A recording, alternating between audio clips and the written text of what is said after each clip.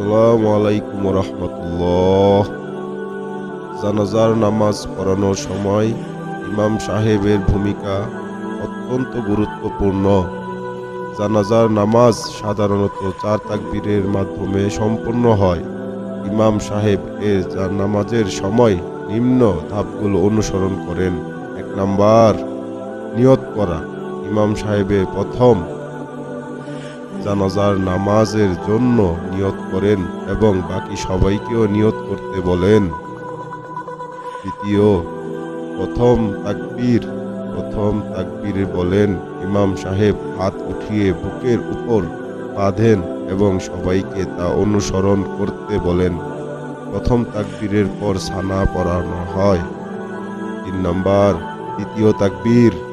দ্বিতীয় তাকবীর বলার পর ইমাম ও সবাই দরুদ শরীফ পড়েন।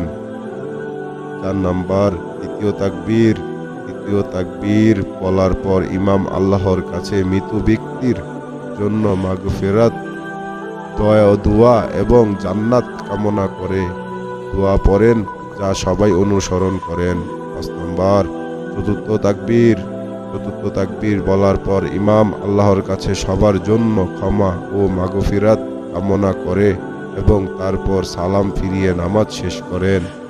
এভাবে ইমাম সাহেব জানাজার নামাজ সম্পন্ন করেন। জানাজার নামাজে সিজদা, রুকু বা কিয়াম নেই, বরং শুধুমাত্র দোয়া এবং তাকবীরের মাধ্যমে নামাজ সম্পন্ন হয়।